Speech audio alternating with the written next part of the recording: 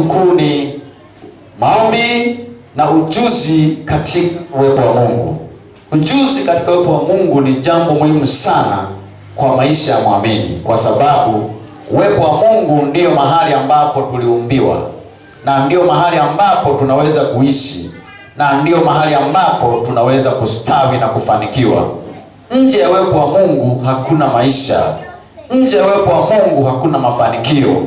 Nje ya uwepo wa Mungu hakuna maono sahihi, wala nje ya uwepo wa Mungu hakuna mambo yanayoweza kuleta mabadiliko chanya katika maisha ya muamini. Na ndio maana hitaji kuu kuliko vyote tunavyohitaji ni kukaa katika uwepo wa Mungu. Daudi akasema, na alifurahia waliponiambia twenda nyumbani kwa Bwana. Hakuwa na maana anafurahia ile jengo. Daudi alikuwa na ujuzi wa kukaa katika uwepo wa Mungu. Bwana Yesu asifiwe sana. Na huwa tuji kwenye jengo, tunakuja na Mungu katika uwepo wake. Na somo lililopita tulioanza wiki iliyopita ilikuwa linazungumza juu ya kuomba katika roho. Kuomba katika roho ni moja ya kipengele muhimu sana katika ujuzi kukaa katika uwepo wa Mungu. Kumbuka tunasema maombi ni njia ya kuingia katika uwepo wa Mungu. Maana tunapoomba haimaanishi tunapeleka tu mahitaji mbele za Mungu, bali maana yake tunaingia katika uwepo wa Mungu, na tukishakutana na Mungu mambo yasiyowezekana yanawezekana. Tulisema kuomba katika roho ile hali ya kumruhusu Roho Mtakatifu wakati tunaingia uweponi mwa Mungu atuongoze katika kile ambacho Mungu anataka kwa habari ya maombi. Unapoomba usiwe binafsi, wala usiingie na mambo yako tu. Kuomba katika roho kuna mhitaji Roho Mtakatifu awe ndiye kiongozi. Maandiko tuliyosoma ya msingi katika Warumi 8 mstari wa 26 hadi 27. Warumi 8:26 hadi 27, Biblia inasema, lakini Roho mwenyewe hutusaidia udhaifu wetu, maana hatujui kuomba jinsi inavyotupasa, lakini Roho mwenyewe hutuombea kwa kuugua kusikoweza kutamkwa. Na yeye aichunguzaye nia ya Mungu au nia ya Roho anawaombea watakatifu sawasawa na Mungu atakavyo. Na anayejua nia ya Mungu ni Roho Mtakatifu. Na tukasema tunapaswa kuomba katika roho kwa sababu Mungu wetu tunayemwabudu yeye ni roho, na hatuwezi kumwabudu mpaka kwanza tumemuomba katika roho. Lakini pia tulisema sababu nyingine tunaomba katika roho kwa sababu Roho Mtakatifu yeye anayejua nia ya Mungu. Maana yake kila ambacho Mungu anakitaka Roho Mtakatifu anakijua, na tunapoomba katika roho sasa yeye anifunua ambacho Mungu anakitaka kwetu, na kisha mapenzi makamilifu ya Mungu kwetu yanadhihirika. Maana Roho Mtakatifu anajua yote, hata mafumbo ya Mungu. Lakini jambo hili tulisema tunapaswa kuomba katika roho kwa sababu Roho Mtakatifu yeye anajua mahitaji yote ambayo tunahitaji mbele za Mungu. Kwa hiyo yeye anaweza kutuongoza kwa usahihi zaidi katika kuomba, na ni muhimu sana kwa muamini kuomba katika roho. Bwana Yesu asifiwe sana.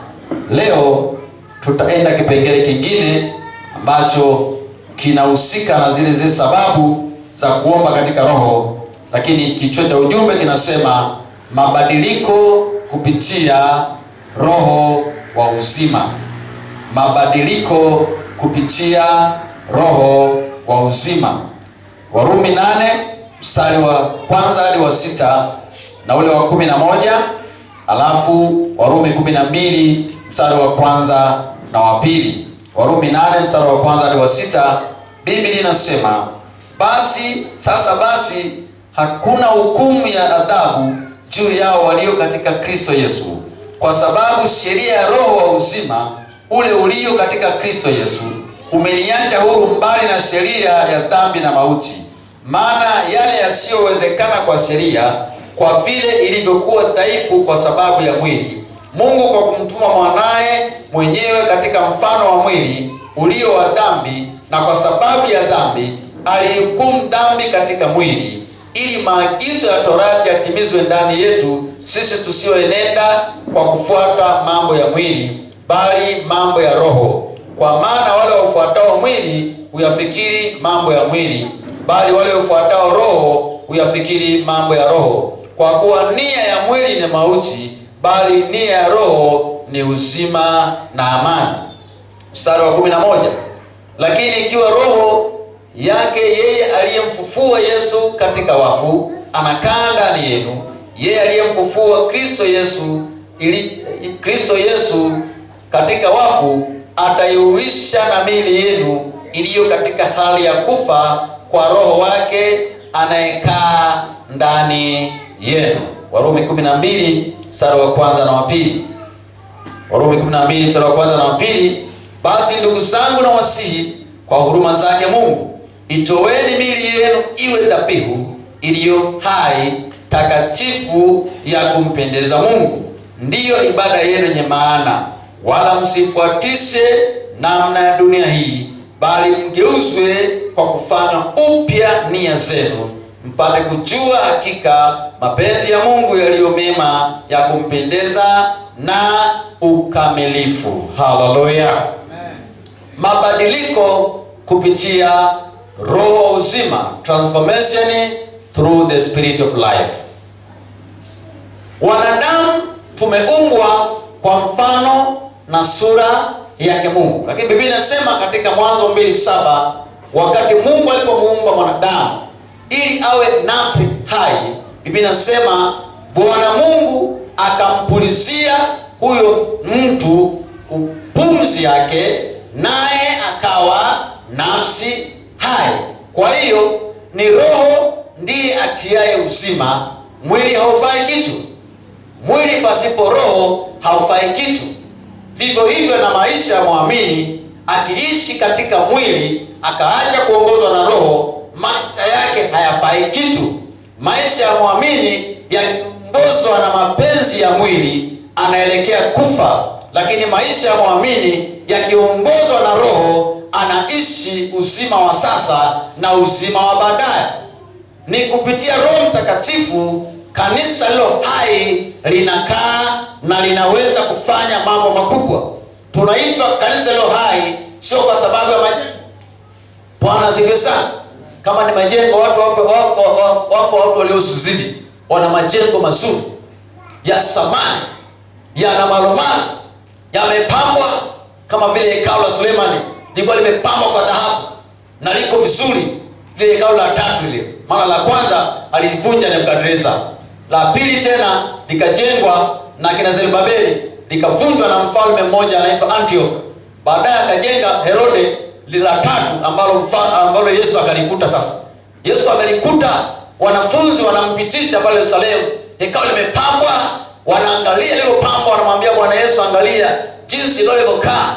Lakini wakashangaa. Yesu Kristo akalia machozi akasema, Yerusalemu, wewe manabii, laiti ungelijua kupasayo amani, lakini amefichwa machoni pako. Yamefichwa kwa sababu gani? Pale ambapo ulipoletewa mambo ya rohoni, wewe uliyatafasiri kimwili. Ulipoletewa vitu vya rohoni ukavikataa, ukachukua vya mwilini. Akamwambia amefichwa machoni pako. Sasa nakutabiria Yerusalemu, siku itakuja ambapo watu watakuzunguka na watakuvunjia mji, na hata wewe hekalu hakuna jiwe litabaki juu ya jiwe lingine, kwa sababu kutambua saa ya kuinjiliwa kwako. Haleluya! Wayahudi wakumwelewa Yesu kwa sababu wao walitaka mambo ya mwilini, na ndio maana kama Yesu alipaswa kufuata desturi za Wayahudi, asingechagua wanafunzi kule ziwa Galilaya. Bwana asifiwe sana. Kwa desturi za Wayahudi, kama Yesu anataka wanafunzi, angemwona mkuu wa chuo cha habari Yerusalemu cha Mafarisayo amwambie wanafunzi waliofuzu Torati ndio wanafaa kuwa wanafunzi wa Masihi. Bwana asifiwe sana. Lakini Yesu hakuangalia vitu hivyo, kwa sababu Yesu hakuja kwa ajili ya kuwasapoti Mafarisayo, wala hakuja kwa ajili ya kuwatia nguvu makuhani. Yesu alikuja kuleta mapinduzi ya mambo yaliyokuwa ya kimwili akayaleta yakamilishwe katika roho. Haleluya. Biblia inasema yakaenda huko na huko, akawakuta Simoni Petro na ndugu zake wanavua samaki kule kwenye ziwa Galilaya. Akamwambia, nifuateni nami nitawafanya kuwa wavuvi wa watu. Mungu anaposema mabadiliko katika roho, tumesoma katika Warumi pale, anasema hakuna hukumu ya adhabu kwa walio ndani ya Kristo. Sio tu walio ndani, anasema kwa sababu sheria ya uzima ulio katika Kristo Yesu, ambayo ni sheria ya roho, imeniweka huru mbali na sheria ya dhambi na mauti iliyokuwa katika mwili. Bwana asifiwe sana. Kwa sababu sheria ya dhambi na mauti ile ya Torati ya Musa haikuweza kufanya mwanadamu akamilike, kwa sababu ilikuwa ni ya mwilini. Lakini anasema sheria ya roho wa uzima yenyewe ilikuja kuyafanya yaliyoshindikana kutekelezeka kwa sababu ya udhaifu wa mwili yatekelezeke kwa njia ya Roho Mtakatifu. Haleluya. Na ndio maana kanisa leo hai ni kanisa ambalo halitegemei vitu vya mwilini. Kanisa leo hai linamtegemea Roho Mtakatifu, na kanisa leo hai linatazamia na kutarajia na kupokea mabadiliko ya siku hadi siku kupitia roho uzima. Lakini kanisa mfu linakondolea macho vitu vya duniani. Ndio maana Paulo anasema mtu anayeishi kwa kufuata mwili anataka kufa, bali yeye anayefuata kile roho anataka ataishi. Haleluya, haleluya. Tunaongea habari ya mabadiliko kupitia roho uzima. Lakini pia Biblia inasema katika Ibrania ile sura ya 9 mstari wa 8 hadi ule wa 12. Ibrania 9 mstari wa 8 hadi 12.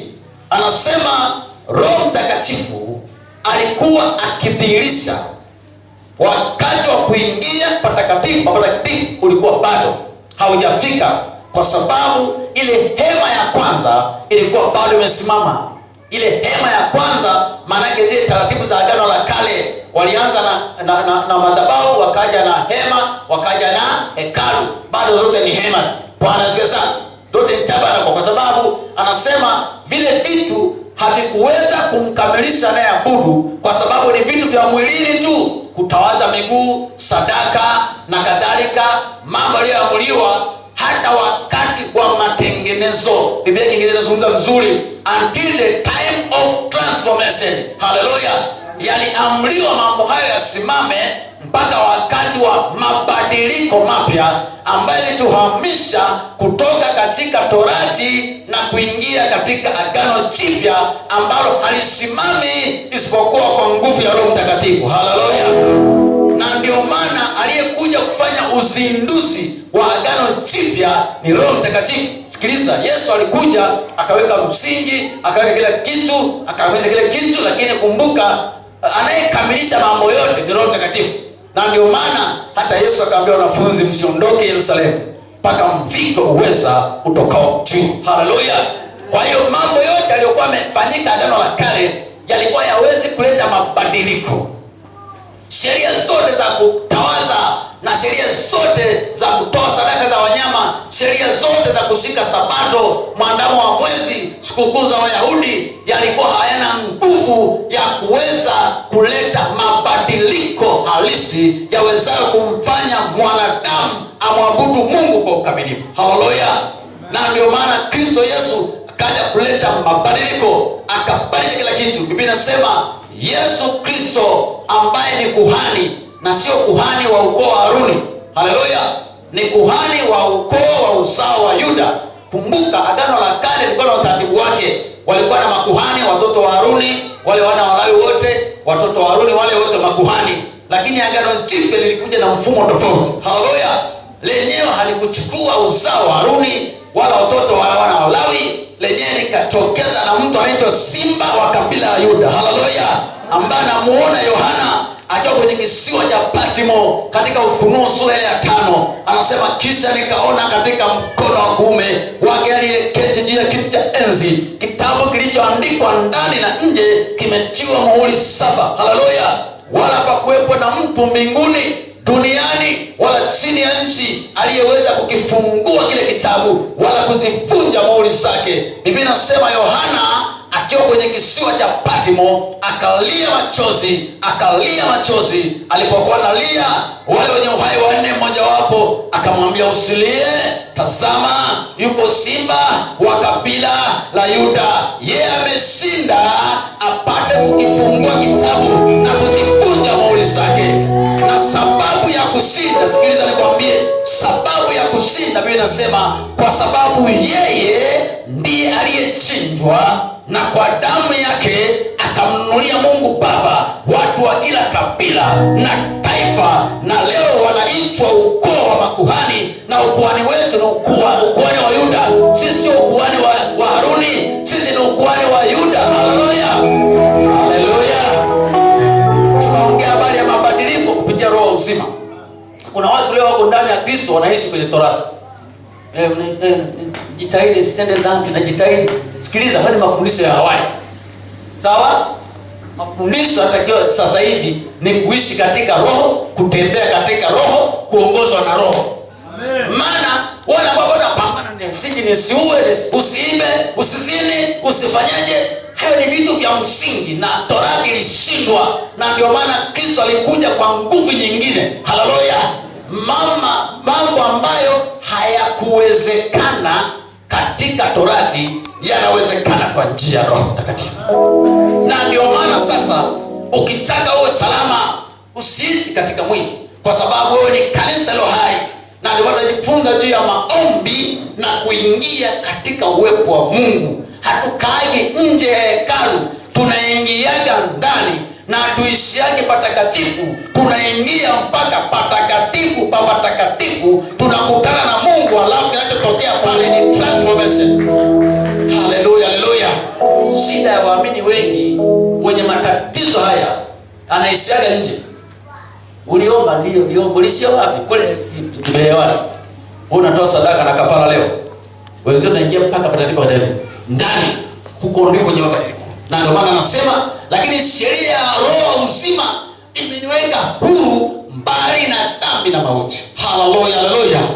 Kwa hiyo tunapozungumza juu ya mabadiliko katika roho uzima, tunaongea kwamba tunapoomba katika roho, lazima tumruhusu Roho Mtakatifu afanye kitu ndani yetu, atuingize katika moto. Anasema roho ni moto ambao unaweza ukasafisha kila kitu, ukabadilisha mambo yasiyobadilika, kwa sababu yale yote ambayo hawezi kubadilika kwa jinsi ya mwili, hata ungejifunza miaka nenda rudi. Wewe unaweza ukashika Torati kama Mfarisayo. Farisayo alikuwa anaweza kuziimba kichwani. Ukimwambia anakutajia amri ya kwanza mpaka ya mwisho.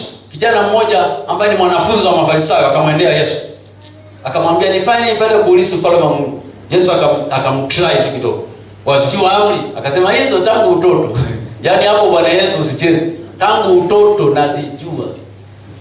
Yesu akamwambia, viuzo ulivyo navyo vyote ukawape maskini, kisha unifuate. Sasa Yesu hakuwa anaongea habari ya vitu vya kweli. Yesu alikuwa anataka, kama umeshika vyote, basi jiachie mzima kwa Mungu. Umeshika zote. Sasa najua na ng'ombe wangu ni kumbe hajashika zote. Bwana kesa, maana aliyeshika zote anazijua zile amri kuu mbili. Haleluya. Nayo ya kwanza yasema hivi, mpende Bwana Mungu wako kwa moyo wako wote, kwa nguvu zako zote, kwa akili zako zote, na kwa kila kitu. Yani mpende kwa teo huru mbili. Haleluya. Sasa kama wewe unasema umeshika zote, maana yake wewe umeingia mzima kwa Kristo na uko tayari kubadilishwa. Kama hauko tayari, haujazishika. Bwana Yesu asifiwe. Bwana Yesu asifiwe. Kumbuka Agano la Kale kwa ni kivuli tu cha mambo ya yajayo. Halikuja kukamilisha, lilikuja kuweka msingi. Sasa tunapozungumza juu ya maombi katika roho, tunaongea habari ya watu ambao wanatambua kwamba sisi kwa kweli, japokuwa tunaishi duniani, sisi tunapaswa kuishi katika roho. Japokuwa sisi ni wanadamu kama wengine, lakini sisi sio wanadamu kama wengine. Bwana Yesu asifiwe. Si unaelewa hiyo Kiswahili? Japokuwa unafanana na watu wengine, una mdomo na pua kama wengine, lakini wewe ni mtu mwingine sana. Yesu anakujua na shetani anakufahamu. Bwana Yesu asifiwe sana. Unaelewa hiyo? Kama ukiishi katika roho, Yesu anakujua na shetani ana taarifa zako vizuri. Kama ujui, kauliza wana wasikewa. Walienda kukemea pepo, akasema, pepo toka kwa jina la Yesu anayehubiriwa na Paulo. Pepo likawaambia, Paulo tunamfahamu, Yesu tunamjua, ninyi ni akina nani? Maana yake kama hata pepo halielewi kwamba kuna mlokole hapa mtaani, maana yake iko shida. Bwana Yesu asifiwe sana. Haleluya. Kama hata wachawi wajui kuna mtu kutoka hapa mtaani, maana yake kuna problem. Huyo mtu ana shida kwenye mabadiliko. Lakini mtu aliyeamua kuishi katika mabadiliko kupitia nguvu ya Roho Mtakatifu ana impact kwenye mtaa. Akiingia kwenye ofisi natambua kwamba yuko mtu. Akipita mtaani mtaa unajua kwamba yuko mtu. Lakini iko gharama inaitwa kuomba katika roho. Uko hapo. Sisi hata mbele sina akili. Kulia na kushoto nimekosekana. Nahitaji msaada wako. Hatuna. Sisi tunaingia moja kwa moja patakatifu patakatifu. Sasa wanaoingia ni wale tu wanaomruhusu Mungu Roho Mtakatifu katika kuomba katika roho. Unajua kwa nini watu wengi ukata tamaa? Nilisema hata kilopita. Watu wengi ukata tamaa, kuchoka. Kimuuliza yani wokovu ni kama gunia la mchele. Maana wokovu umekuwa mgumu kweli. Ndio ni mgumu. Si unataka utumie kwa akili. Unafikiri vitu vya rohoni unavidumisha kwa akili? Vitu vya rohoni vinatambulika kwa jinsi ya roho. Sasa wewe mwenzetu unataka kuendesha maisha ya Ukristo kwa mwili. Haiwezekani. Bwana asifiwe sana. Amen. Ndio maana Biblia inasema tukiishi kwa roho na tuenende kwa roho. Haleluya.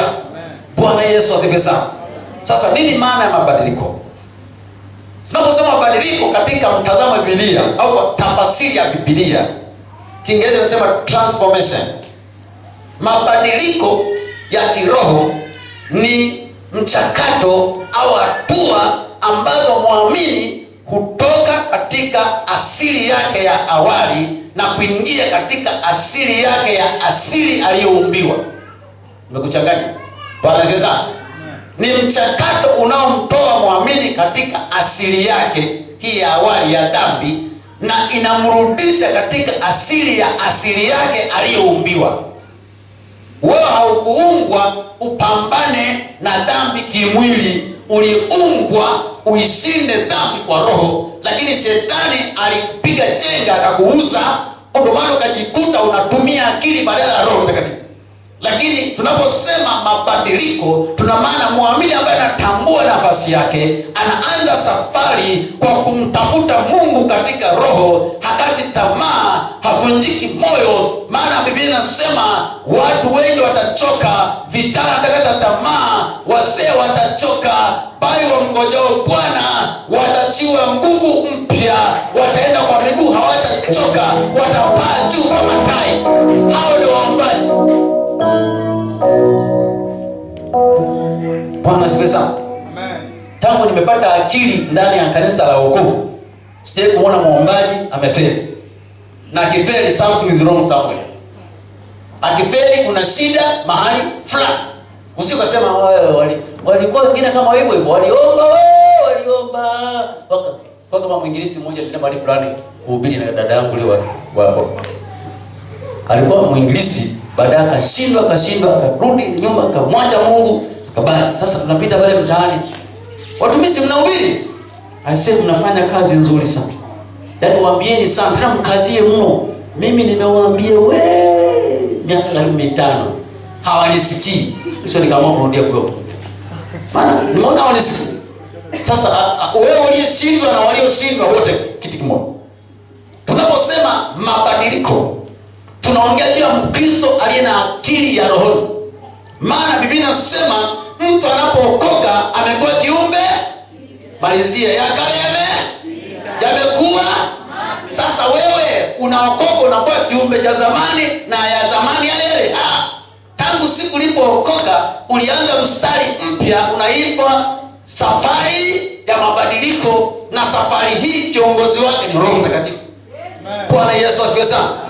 Ukipigwa chenga tu hapo umekwisha. Ndio maana wokovu unakuwa kama gunia la mchele. Vipi mwanzo, mbona umechoka sana? Wewe acha tu. Majaribu yamejaa kuanzia kisogoni mpaka chini, umejaa mpaka miguuni. Sikiliza, Biblia inasema majaribu hayana budi kuja. Alafu majaribu wengine wamesema ni mtaji, wameimba. Bwana Yesu sana. Yaani kama una mtaji unapewa majaribu, unapata mtaji wa kuendelea mbele. Unasema Mungu umeniacha, sina nini, wenzio majaribu ni mtaji. Sasa hapo ndo mnapotofautiana na watu wa rohoni. Maana watu wa rohoni kizungumza wa rohoni hawaeleweki, lakini siri iko hivi. Watu hawa wana muda wa kutulia katika maombi katika roho. Haleluya.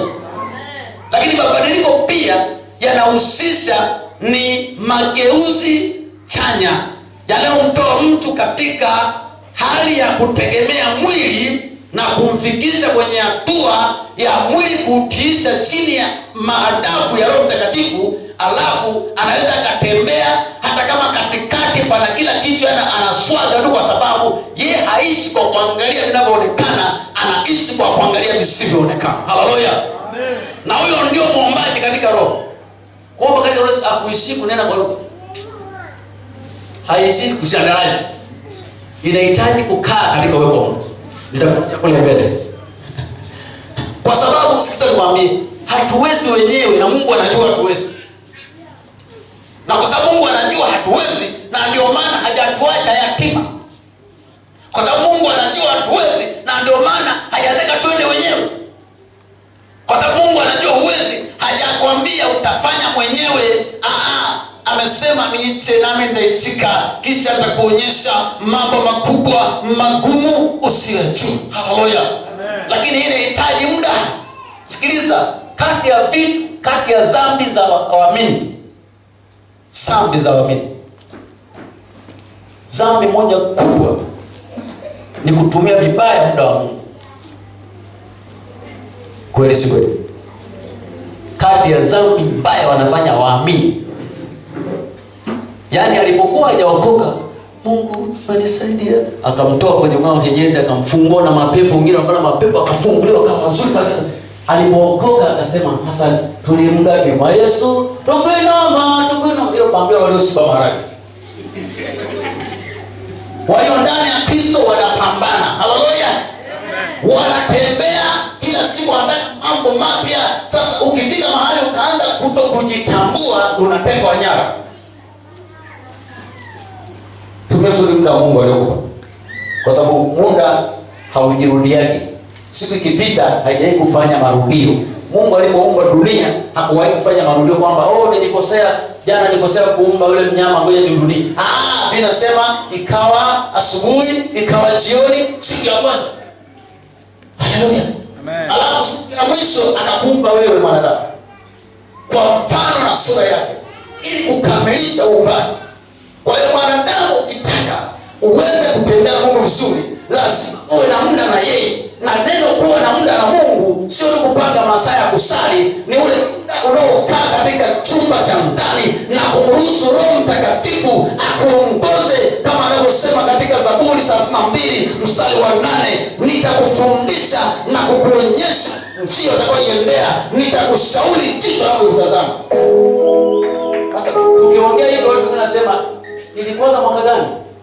Nani jamani nyinyi, wewe mwokovu, mlokole au mlokoka? Sielewi. Yaani kuna kanisani kuna waliopandikiza. Na naomba kama umejipandikiza, anga vizuri kujing'oa mapema, kwa sababu cheke linakuja kuchekecha walio ndani, wasio ndani watatolewa nje, kwa sababu Yesu anakuja kuchukua kanisa hilo hai. Bwana asifiwe sana. Sasa mbeka kwa mwana kazi. Bwana sobesho. Na nitaka pesa kwa Yesu. Nitaka magari kwa Yesu. Nitaka nini, majumba kwa Yesu. Siwezi kuhubiri utumbo. Bwana sana. Haleluya.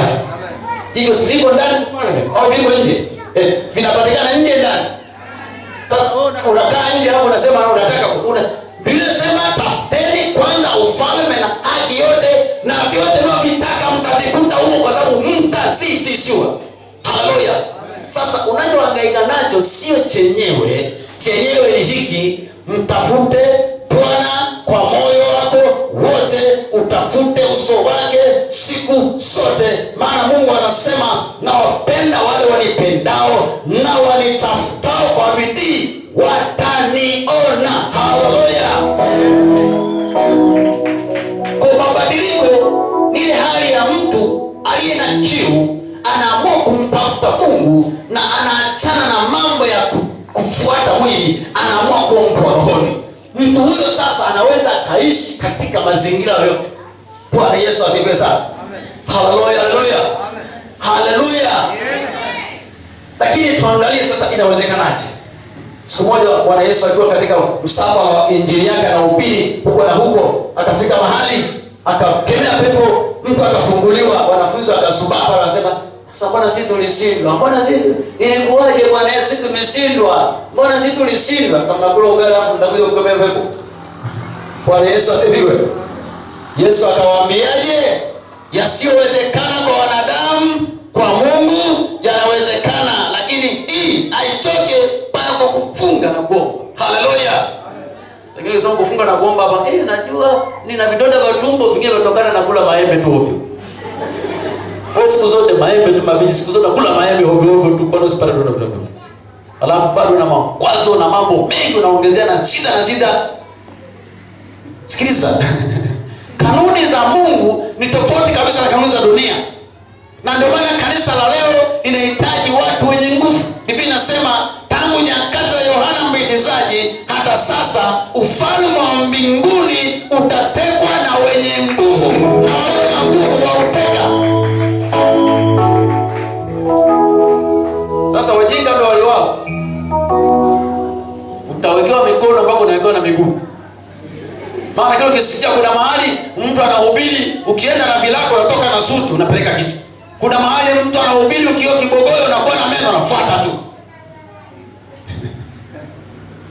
Una nafasi kabisa mwenyewe ya kuingia katika mabadiliko. Na sikiliza nikwambie, siri ya mabadiliko haya iko hivi: unapobadilika kutoka katika mamlaka hii ya mwili na kuingia katika mamlaka ya roho, mambo ya mwili unayateka nyara.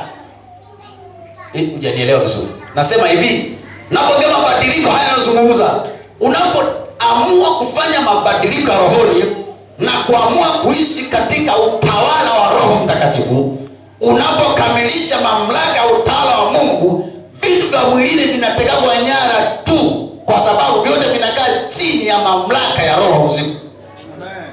Bwana Yesu asifiwe sana. Haleluya. Kwa kweli kwa mwanadamu haiwezekani, lakini kwa Mungu inawezekana. Yuko mtu alikuwa katili sana, anaitwa Sauli. Wewe unamfahamu Sauli wewe, ambaye ni Paulo. Katili, ana wivu na Torati.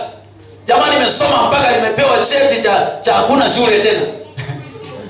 Unaweza kusoma hii mpaka unafika mahali unaambia no school for you.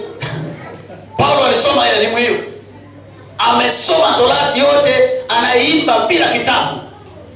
Lina wivu mkubwa, likaenda kwa kuhani mkuu, likaomba kibali cha kukamata Wakristo ambao wanapingana Torati, wanaopingana sheria ya Musa, likaomba kibali. Katili, limejaa hasira na wivu wa Musa kutafuta haki ya Musa badala ya haki ya Yesu Kristo. Unajua Paulo wakati Stefano wao ndo alikuwepo hapo, ndo aliyeshika zile nguo na kusema afadhali wamemuua. Alikuwa kijana mdogo. Baada hapo akapata kichaa cha Torati, aenda huko na huko. Lakini Biblia inasema Paulo ambaye anaitwa Sauli alikuwa njiani kuelekea Dameski. Haleluya.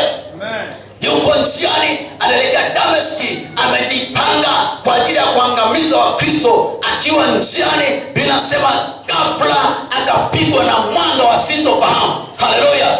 Yaani akajikuta amepigwa mwanga na akasikia sauti inasema, Sauli, Sauli, mbona waniuzi? Sasa jamaa akajifanya mtaalamu, akasema, nani Bwana? Ni nani huyo anayesema ananiuzi? Yesu Kristo akajitambulisha, mimi ni Yesu Kristo unayeniuzi wewe. Haleluya. Sasa nakuamuru sasa, sika njia uende mpaka Dameski, huko nitakwambia na kupata kufanya. Kuanzia hapo jamaa haone kitu. Mwanaume Yesu anapokutana na mtu na kuleta mabadiliko ya ndani, hata hata kama alikuwa hawezekani, anawezekana. Amefika kule, Paulo ameingia Dameski, ameshakuwa Mkristo muombaji mzuri, amesema akawa nafunga na kuomba siku 3. Jamaa anafunga na sisi kama alikuwa anaomba Torati sielewi, lakini najua Yesu ni mwanaume. Akikutana na wewe anabadilisha na sala zako zote. Bwana Yesu asifiwe sana. Tuzoe sala zile sala si ngapi? Kasali mara 7 zote zimefutika. Kasali mara 12 zote zimefutika. Jamaa akajikuta na sala anaomba si katika roho sielewi, anaomba katika roho. Biblia inasema Bwana akamwambia Anania mtu wa kawaida tu. Haleluya. Sikiliza nikwambie, Mungu ameita watu wa kawaida kufanya mambo yasiyo kawaida. Akamwendea Paulo mtume, akamwambia Bwana nenda akamwekea mikono apate kuona. Akamwekea mikono, magamba akadondoka, akajazwa roho, akabatizwa. Paulo kuanzia hapo ni mtu mwingine kabisa.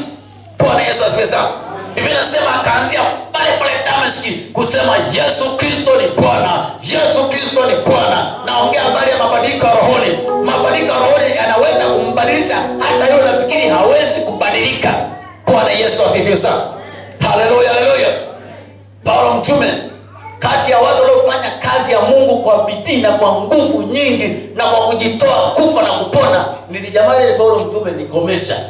Bwana asifiwe sana. Jamaa 75% ya Agano Jipya ndio limeandika rejeo. Bwana asifiwe sana. Na zile misingi 16 ya imani na sababu misingi 16 ya imani ile imeanzishwa na Paulo. Japokuwa wale wa Paulo haikupitishwa, lakini yeye ndo aliweka msingi. Tunaamini hiki, tunaamini hiki. Maana wewe Wayahudi wanasema tunaamini hiki na Torati ya Musa. Tunaamini Yesu na kutahiriwa. Tunaamini hii na Sabato. Yakanyoka moja kwa moja, anasema hakuna adhabu ya mauti au adhabu kwa mtu aliye ndani ya Kristo Yesu. Haleluya.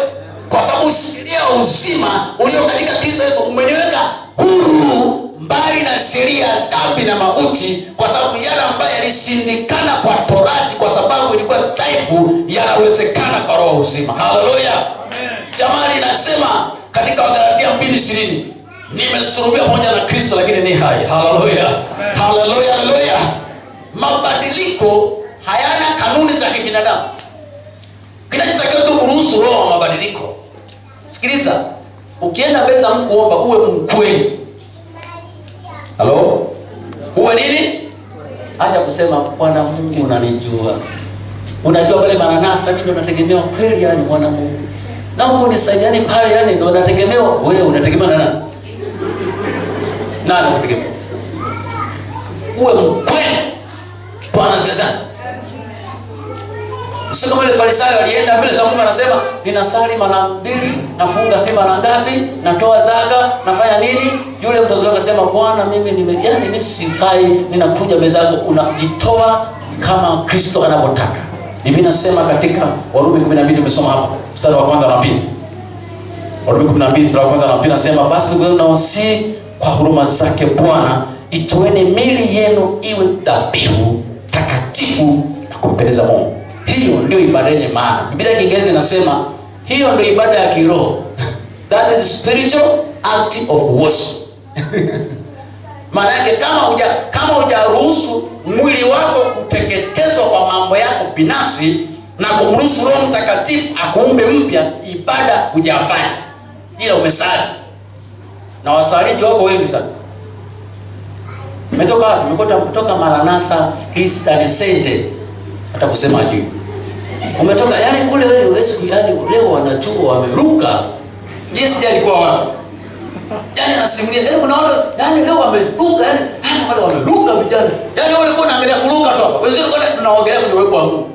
Mimi sijaona kuruka, nilikuwa naona niko ndani na naogelea na nasikia ile imenyeshewa na mvua ya baraka. Wewe Mungu wapi wewe?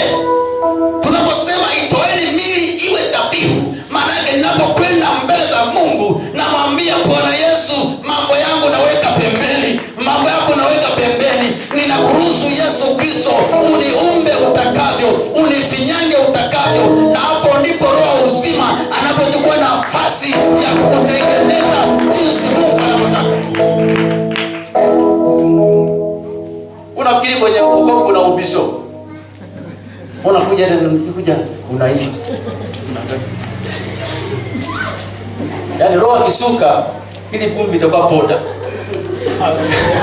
Yaani hii inakuwa poda, alafu uweze kujua makamasi ya ndani ndio malikuwa mafuta. Yaani ni mchanganyiko wote unaona wewe. Mungu anayetoa mwili wake kuwa dhabihu, maana yake ana switch off mambo yake yote, na anamwambia Roho Mtakatifu, nimekuja. Sikiza, unapoenda kwenye maombi acha kwenda na madudu yako. Nimejifunza kitu. Yaani ubinafsi ndio umewadulisha watu nyuma. Hata shetani nafikiri aliasi kwa hiyo binafsi. Maana alifika kama akaona, yaani Mungu tu pekee unakaa hizi wewe tu. Sawa, mimi nipa cheo ndio msimamizi. Unajua alikuwa kiongozi wa malaika wote. Anatembea kwenye mawe ya moto, yaani hajalizika. Akiangalia kila saa anaabudiwa na Mungu. Mungu siku moja tu nikaa hapo.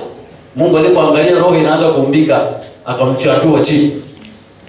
Mpaka leo haeleweki hata sura yake. Kabaki na sala lakini ibada hana. Sasa kuna waamini wenyewe wamebaki na sala, ibada hana. Ukimwambia imba paongeza maranasa, wewe Bwana ni Bwana, ni Bwana. Sasa tuhitaji pambio, tunamhitaji Mungu wa pambio. Bwana Yesu asifiwe sana. Haleluya. Haleluya. Kuna mfano mmoja nikuambia wanafunzi wangu wa shule ya kusifu. Kulikuwa na mkutano mkubwa sana mahali fulani. Naongea habari ya mabadiliko. Kwa mabadiliko yanapoingia ndani ya mtu yanambadilisha kabisa na yanafinyanga na kumfanya mtu mpya, hata akitembea anatembea kwa uwezo wa Bwana. Bwana sio sana. Basi watu wamekusanyika, wamejaa wengi. Watumishi mbalimbali, walika mbalimbali, wa miaka ya zamani na wale wa kizazi kipya, na wenye vimondo wapo, na wale wote wa aina zote wameunganika pale. Present worship za kila aina ziko pale, na kila kitu kipo pale. Sasa mhubiri akapata ufunuo, akaomba watu wawili wasome Zaburi ya 27. Bwana asifiwe sana. Akamwita kijana mmoja, wewe kijana njoo. Shika Biblia kusema. Roho akamuongoza kwa mzee mmoja wa miaka 80. Mleta hapa. Wakasimama mbele. Haleluya. Mkutano umejaa. Naongea habari ya mabadiliko. Mabadiliko ni kitu kingine kabisa. Transformation is something else.